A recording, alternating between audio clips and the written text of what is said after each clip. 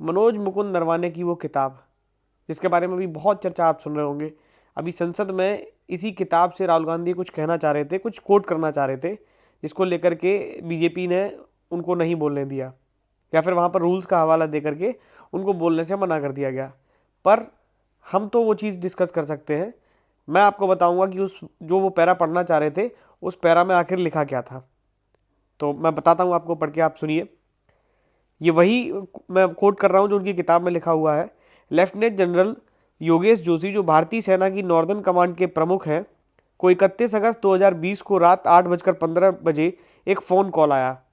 उन्हें जो जानकारी मिली उससे वे चिंतित हो गए। इन्फेंट्री के सपोर्ट से 4 चीनी टैंक पूर्वी लद्दाख में रेचेल्ला की ओर एक खड़ी पहाड़ी के रास्ते आगे बढ़ने लगे। जोशी ने इस मूवमेंट की जानकारी army chief general Manoj Mukund Naravane को दी, जिन्होंने तुरंत स्थिति की गंभीरता को समझ लिया। टैंक कैलाश रेंज पर भारतीय ठिकानों से कुछ 100 मीटर की दूरी पर थे। यह एक रणनीतिक ऊंची जगह थी जिस पर भारतीय सेना ने कुछ घंटे पहले ही कब्जा किया था। विवादित लाइन ऑफ एक्चुअल कंट्रोल, जो दोनों देशों के बीच असल सीमा है, कि इस इलाके में ऊंचाई का हर मीटर रणनीतिक दबदबे में बदल जाता है। भारतीय सैनिकों ने एक इल्यूमिनेटिंग राउंड फायर किया, जो एक तरह की चेतावनी थी। इसका कोई असर नहीं हुआ, चीनी आगे बढ़ते रहे। नरवणे ने भारत के राजनीतिक और सैन्य प्रतिष्ठान के नेताओं को ताबड़तोड़ फोन करना शुरू किया, जिनमें रक्षा मंत्री राजनाथ सिंह, राष्ट्रीय सुरक्षा सलाहकार Ajit Doval, chief of defence staff general Bipin Rawat और विदेश मंत्री एस जयशंकर शामिल थे। 4 स्टार्स ऑफ डेस्टिनी में नरवणे लिखते हैं, मेरा हर किसी से एक ही सवाल था, मेरे लिए आदेश क्या है। स्थिति तेजी से बिगड़ रही थी और स्पष्टता की जरूरत थी। मौजूदा प्रोटोकॉल के मुताबिक नरवणे को साफ आदेश थे कि जब तक ऊपर से मंजूरी ना मिले तब तक गोली ना चलाएं। ऊपर से कोई स्पष्ट निर्देश नहीं आए। मिनट बीतते गए। रात 9:10 बजे लेफ्टिनेंट जनरल जोशी ने फिर फोन किया। चीनी टैंक आगे बढ़ते हुए दर्रे से 1 किलोमीटर से भी कम दूरी पर आ गए थे। रात 9:25 पर नरवणे ने राजनाथ को फिर फोन किया, स्पष्ट निर्देशों के लिए पूछा। कोई निर्देश नहीं मिला। इसी बीच PLA commander major general Liu Lin का एक मैसेज आया। उसने हालात को शांत करने का एक प्रस्ताव दिया। दोनों पक्षों को आगे बढ़ना बंद कर देना चाहिए और अगले दिन सुबह 9:30 पास पर स्थानीय कमांडर अपने 3 प्रतिनिधियों के साथ मिलेंगे। यह एक उचित प्रस्ताव लग रहा था।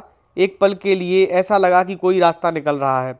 रात 10 बजे नरवणे ने यही मैसेज देने के लिए राजनाथ और डोभाल को फ़ोन किया। 10 मिनट बाद नॉर्दर्न कमांड ने फिर से फ़ोन किया। चीनी टैंक नहीं रुके थे, वे अब टॉप से सिर्फ 500 मीटर दूर थे। नरवणे को याद है कि लेफ्टिनेंट जनरल जोशी ने कहा था कि चीनी सेना को रोकने का एकमात्र तरीका हमारी अपनी मीडियम आर्टिलरी से फायरिंग करना था, जो तैयार थी और आदेश का इंतजार कर रही थी। पाकिस्तान के लाइन ऑफ कंट्रोल पर आर्टिलरी की लड़ाई आम बात थी, जहां डिवीजनल और कोर कमांडरों के ऊपर किसी से पूछे बिना हर दिन सैकड़ों राउंड फायर करने का अधिकार दिया गया था। लेकिन यह चीन था, यहाँ बात अलग थी। पीएलए के साथ आर्टिलरी की लड़ाई बहुत नाजुक स्थिति में बदल सकती थी। मेरी स्थिति नाजुक थी, नरवणे लिखते हैं। कमांड जो भी संभावित तरीकों से फायरिंग शुरू करना चाहता था और एक सरकारी समिति जिसने अभी तक स्पष्ट आदेश नहीं दिए थे, इनके बीच नरवणे फंसे हुए थे। सेना मुख्यालय के ऑपरेशन रूम में विकल्पों पर विचार किया जा रहा था और उन्हें खारिज किया जा रहा था। पूरा नॉर्दर्न फ्रंट हाई अलर्ट पर था। टकराव की संभावित जगहों पर नजर रखी जा रही थी, लेकिन फैसले का पॉइंट रेचेल्ला था। नरवणे ने रक्षा मंत्री को एक और फोन किया, जिन्होंने वापस फोन करने का दावा किया। समय बीतता गया। हर मिनट चीनी टैंक टॉप पर पहुंचने के लिए मिनट करीब आ रहे थे। हर एक मिनट करीब आ रहे थे। राजनाथ सिंह ने रात 10:30 पर वापस फोन किया और उन्होंने प्रधानमंत्री नरेंद्र मोदी से बात की थी, जिनके निर्देश एक ही वाक्य में थे, जो उचित समझो वह करो। यानी जो आपको ठीक लगे वह करो। यह पूरी तरह से एक सैन्य फैसला होने वाला था। मोदी से सलाह ली गई थी, उन्हें ब्रीफ किया गया था, लेकिन उन्होंने फैसला लेने से मना कर दिया। नरवणे याद करते हैं कि मुझे एक गर्म आलू पकड़ा दिया गया था और अब पूरी जिम्मेदारी मुझ पर थी।